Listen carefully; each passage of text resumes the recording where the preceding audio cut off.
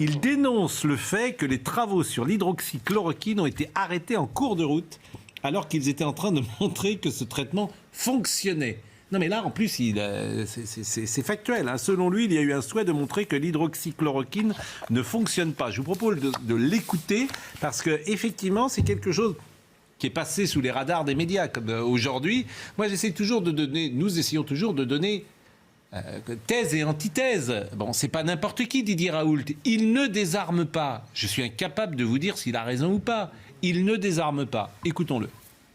On commence à avoir les vraies données qui sont disponibles, des courriers de l'ANSM, c'est-à-dire de l'Agence nationale du médicament, avec le directeur général de la santé, avec l'INSERM, pour comprendre pourquoi on a arrêté en cours de route les travaux sur l'hydroxychloroquine, alors qu'elles étaient en train de montrer que ça marchait, et que ça a été publié sans le nombre de cas nécessaires pour démontrer que ça marchait. C'est-à-dire que je suis content qu'on essaie de me donner des leçons de méthodologie. Je suis toujours content d'apprendre. Mais la base de la méthode, c'est quand on définit quelque chose, c'est de savoir combien il faut avoir de personnes dans chaque groupe pour montrer qu'il y a une différence. Si on n'a pas suffisamment de gens pour montrer qu'il y a une différence dans la mort, par exemple, de 50%, alors c'est que l'étude n'est pas significative. L'étude n'a pas de sens. Mais de l'arrêter en cours de route alors qu'on n'a pas atteint les objectifs minimaux pour montrer une chose comme celle-là, c'est vouloir absolument que on ne puisse pas démontrer que ça marche. Moi, j'attends de savoir si tout ça est une succession de bêtises avec des gens qui ont peur de revenir en arrière ou de se contredire, ou qu'est-ce qui se passe pour qu'on fasse des choses qui sont aussi invraisemblables. J'en sais rien comme vous. Si c'est vrai, c'est grave. Mais bien sûr. Si c'est grave, si c'est vrai, c'est une affaire d'état de santé publique. Mais ça, c'est sûr, sur laquelle il faudra apporter une lumière totale. Ce qu'il dit ne peut pas être faux. Ce qu'il dit là, qu'on a arrêté, c'est sûr. Oui, mais il ne donne pas la raison. Et donc, c'est ça qui... Mais ça mérite d'investiguer, si je puis dire. Ça mérite, en tout cas, que l'autorité du médicament donne les raisons pour lesquelles, selon eux, il fallait arrêter en cours de route cette étude. Et on a interdit le médicament qui était, paraît-il, obtenable peut-être avec une prescription. On l'a interdit à partir de janvier ou février 2020. C'est incroyable, ce conflit avec Raoult. Moi, je suis un inconditionnel de Raoult, mais pour deux motifs simples. C'est que je connais des tas de gens qui ont été guéris. Et deuxièmement, je pense qu'il a sauvé des quantités de vieux. Pourquoi ? Parce qu'il leur a dit en 2020, très vite, en février, on a le moyen de vous soigner. Personne ne disait rien. On vous disait Doliprane et Réa. Et Réa, 50% sont par terre.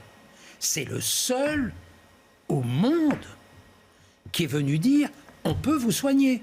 Et évidemment, on va vous guérir. Et en réalité, il n'a tué personne. C'est ça qui était extraordinaire. Non, mais il n'a tué personne. Parce qu'il a beaucoup parlé aussi, peut-être. Il a beaucoup parlé sur des moments. Oui. Non, mais, simplement sur l'hydroxychloroquine, que ça... Je ne suis pas... Je ne suis pas avocat, si j'ose dire. Monsieur Bonamy parle. Monsieur Bonamy, oui. Monsieur Bonamy a beaucoup de choses à dire. Vous pourriez parler comme ça, d'ailleurs. Monsieur Bonamy a des choses à dire à chaque fois. Vous savez, c'est César, dans la guerre des Gaules, il parle de lui à la troisième personne. C'est vrai. Je n'en suis pas encore à ce stade. Alain Delon aussi, je crois, mais je n'en suis pas encore à ce stade. Pascal Praud aussi. Sur certains éditos. Mais là, je suis très loin de ce dieu vivant des médias qu'est Faites Pascal attention Praud. parce que je vais vous chambrer sur votre coiffure. Hein, parce que ça ne s'est pas arrangé depuis la semaine dernière. Hein. Alors... simplement sur l'hydroxychloroquine, que ça marche ou que ça ne marche pas, c'est évident que c'est un sujet explosif et qu'il y a beaucoup d'autres préoccupations qui viennent se greffer dessus. Pour trois raisons. Un, c'est un médicament qui coûte très peu cher et qui est dans le domaine public. 12 millionième fois que j'entends ça. Deuxième, oui, mais ça n'en est pas moins vrai. Oui, je suis deuxième si ça marchait, raison, ça serait quand même à 100%. Deuxième raison, moins ça à chaque fois. Deuxième raison, il y a un personnage qui a beaucoup fait pour la promotion de l'hydroxychloroquine, c'est Donald Trump. Oui. Or, vous connaissez la situation politique explosive aux États-Unis, notamment pendant la campagne électorale. Donc, il y a eu des gens qui, pour des raisons politiques, aux États-Unis contre Trump, au Brésil contre Bolsonaro, ont cherché à discréditer l'hydroxychloroquine pour des raisons politiques. Et troisièmement, Didier Raoult est un personnage qui suscite beaucoup d'inimitié, notamment au ministère de la Santé et à l'INSERM, même s'il a eu le Grand Prix de l'INSERM en 2010. Depuis, ses relations avec l'INSERM se sont dégradées, ainsi qu'avec M. Véran. Donc il y a aussi beaucoup de gens en France qui ont intérêt à arrêter les études Je à vais vous temps. donner une petite anecdote personnelle. Oui, mais on va pas faire 2 heures là-dessus. Mi-septembre, j'ai la Covid. Je suis testé positif. Je trouve que j'ai une faiblesse congénitale ORL. Bon, donc j'appelle mon ORL immédiatement. Il me dit venez me voir ce soir comme dernier patient, je les infecterai après.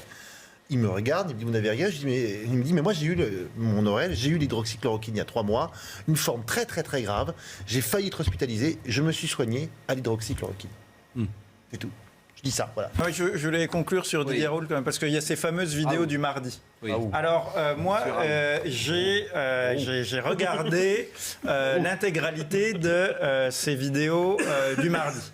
Donc, c'est assez intéressant parce que dedans, il y a évidemment des choses qui sont incohérentes, des choses qui ont été réfutées par les faits, mais il y a aussi beaucoup de choses qui ont été confirmées par les faits et qu'il a été le premier à dire. Depuis 1 an et demi, il parle de la saisonnalité du Covid en Europe. Bon, qu'est-ce qui se passe aujourd'hui? Les chiffres s'effondrent, on est en juin. Ça a été le premier à dire qu'il y avait des variants. Quand M. Véran et Mme Lacombe nous disaient non, le virus ne mute pas, il a été le premier à parler des variants. À une époque où on n'avait pas de test en mars 2020, que lui il a aussi. réalisé Non, pas au même 25% moment. des tests qui ont été faits en France en mars, avril, mai 2020. À une époque où on n'avait pas de test. Donc il a quand même fait des choses. Absolument. Il a toujours dit qu'il fallait soigner à un moment où on disait Doliprane ou Réa. La fête de la